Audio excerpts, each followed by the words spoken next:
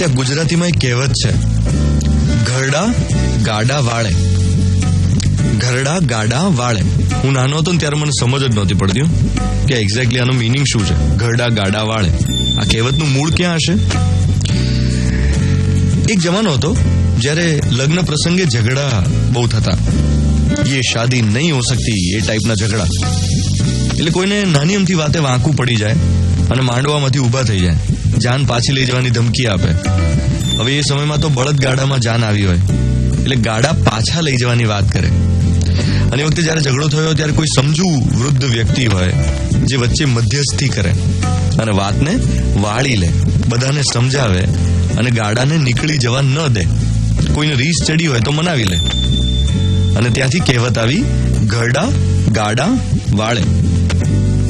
કોઈ આડું ઓળું બોલી જાય તો પણ દરગુજર કરવાની સહનશીલતા વૃદ્ધોએ કેળવેલી હોય છે. હવે ગઈકાલે હું અમદાવાદના એક બહુ પ્રખ્યાત બિઝનેસમેન દાદાની સાથે વાત કરતો હતો ફોન પર. એ લગભગ મારા હિસાબે 80 વર્ષના હશે અંદાજે. ફોન પર અમારી વાત ચાલતી હતી અને એમણે આજની પોલિટિકલ સિચ્યુએશનમાં એક વાત પ્રત્યે મારું ધ્યાન દોર્યું અને કહ્યું કે આ મુદ્દો છે ને હું જાહેરમાં ઉઠાવવાનો છું, જેના પડઘા રાષ્ટ્રીય સ્તરે નેશનલ લેવલ પર પડવા જોઈએ.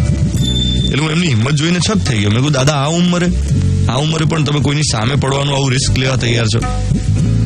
તો મને એક બહુ સોનેરી વાક્ય એમણે કહ્યું કે ધોનિત, આ ઉંમરે અમારે ગુમાવવાનું શું હોય? કંઈ જ નહીં. જો 70-75 વર્ષની ઉપરના લોકો જે સમાજમાં ધૃતરાષ્ટ્રની જેમ અંધ બનીને બેસી જાય, દ્રોણની જેમ, ભીષ્મની જેમ બધો તમાશો જોયા કરે અને ચૂપ રહે, એ સમાજનું પતન નિશ્ચિત છે. સિનિયર સિટીઝન્સની જવાબદારી એ છે કે જ્યાં કંઈ ખોટું થતું દેખાતું હોય ત્યાં ધ્યાન દોરે, ઠપકો આપે, સુધારે, પ્રેક્ટિકલ સોલ્યુશન આપે. નહીં તો એમના હોવાનો ના હોવાનો ખરેખર કોઈ ફરક પડતો જ નથી. શોભાના ગાંઠિયા બનીને રહી જતા હોય અને ફરિયાદો કરતા હોય કે કોઈ અમારું સાંભળતું નથી. એના કરતા કોઈ એવી વાત રજૂ કરો જે કોઈ સાંભળે. હઠાગ્રહ, દુરાગ્રહ અને પૂર્વગ્રહ છોડીને નવી જનરેશન સાથે તાલ મિલાવો. આજકાલ કેવું છે, પેલું માર્ગદર્શક મંડળ એ મજાક બનીને રહી ગયું છે કે જ્યારે પણ કોઈ પણ કંપનીમાં કે કોઈ પણ સંસ્થામાં લોકો સિનિયર સિટીઝન થઈ જાય એટલે પછી કે એમને ગાઈડન્સ માટે રાખો ને બાકી એક્ટિવ રોલ નહીં આપવાનો એમ. પણ આ દાદાએ એમ કહ્યું કે એકચ્યુઅલ સોશિયલ મીડિયામાં તો વૃદ્ધોએ વધુ એક્ટિવ થવાની જરૂર છે, જેથી સારા ઓપિનિયન વિવેક બુદ્ધિવાળા પ્રવર્તે.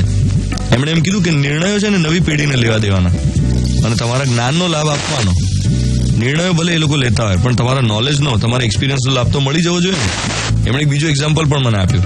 મને કે રાવણ જ્યારે મૃત્યુ શૈયા પર હતો એ સમયે રામે શું કરેલું? લક્ષ્મણને એમ કહેલું કે જા રાવણ પાસે અને રાજનીતિ એનું જ્ઞાન લઈને આવો, કેવી રીતે રાજ્ય ચલાવવાનું એનું જ્ઞાન. અને રાવણે ખરેખર આપ્યું એ ખરું. વાત એમ હતી કે રાવણ પાસે જે જ્ઞાન હતું એના જતા પહેલા કોઈને મળવું જોઈએ અને એને પાસ ઓન કર્યું.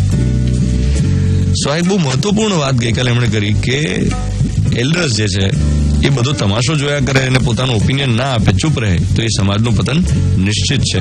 એ ઘરનું, એ કંપનીનું ભલું ન થાય. 7:12